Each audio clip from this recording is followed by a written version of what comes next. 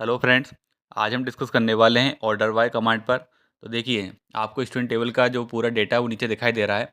यदि हम किसी कॉलम की वैल्यूज़ को ऑर्डर में मींस असेंडिंग ऑर्डर या डिसेंडिंग ऑर्डर में अरेंज करना चाहते हैं, तब हम किसका यूज़ करते हैं? ऑर्डर बाय कमांड का यूज़ करते हैं। अब जो ऑर्डर बाय कमांड है वो किसके द्वारा यूज़ की जाती है? सेलेक्ट कमांड के अंदर ही यूज़ की जाती है। जैसे हमने यहाँ पे लिखा हुआ है सेलेक्ट स्टार फ्रॉम स्टूडेंट, जिससे हमारा पूरा डेटा दिखाई दे रहा है। लेकिन यदि किसी कॉलम के बेस पर हमको उसको अरेंज करना है असेंडिंग या डिसेंडिंग ऑर्डर में, तब हम किसका यूज़ करेंगे? उसके साथ ऑर्डर बाय का यूज़ करेंगे। तो यहाँ पे हमने ऑर्डर बाय लिख दिया, ये कीवर्ड है हमारा। ऑर्डर अलग है और उसके बाद स्पेस के बाद बाय लिखा हुआ है, ठीक है। अब किस कॉलम पर अप्लाई करना है, तो जैसे कि हमने एस नेम पर इसको अप्लाई करना है, तो हमने क्या लिख दिया? एस नेम यहाँ पे लिख दिया।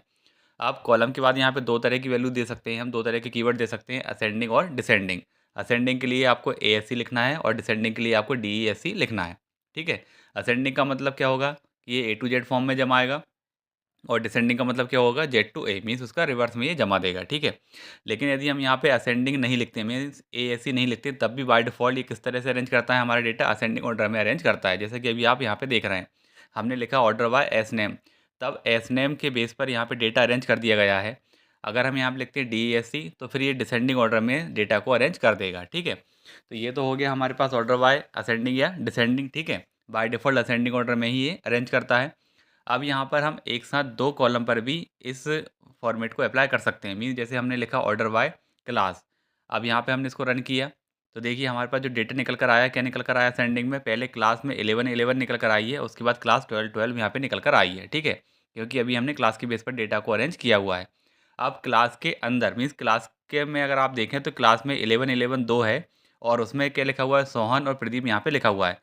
यदि 11 के सामने जो एस नेम है उनको अब हम अरेंज करना चाहते हैं, तो यहाँ पे कॉमा के बाद आपको दूसरा कॉलम देना है, ठीक है। जैसे हम यहाँ पे लिखते हैं एस नेम, अब इसका मतलब क्या होगा?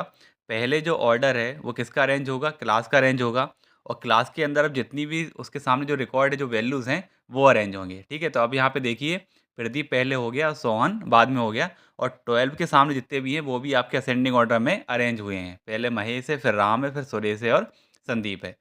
यदि इनको आपको कॉम्बिनेशन चेंज करना है, तो यहाँ पे इस तरह से हम चेंज कर सकते हैं। जैसे हमने क्लास के नाम के सामने लिख दिया है D A S C, means class को हम डिसेंडिंग ऑर्डर में देख रहे हैं, और उसके सामने एस नेम को हम असेंडिंग ऑर्डर में अरेंज करना चाहते हैं, ठीक है। तो ये दोनों आप अलग अलग भी यहाँ पे कर सकते हैं। जैसे हमने रन किया, देखिए क्लास आपकी किस में हो गई है? डिसेंडिंग में हो गई है।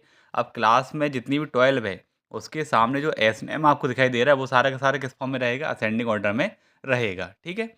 तो इस तरह से हम यहाँ पे अलग अलग फॉर्मेट यूज़ कर सकते हैं।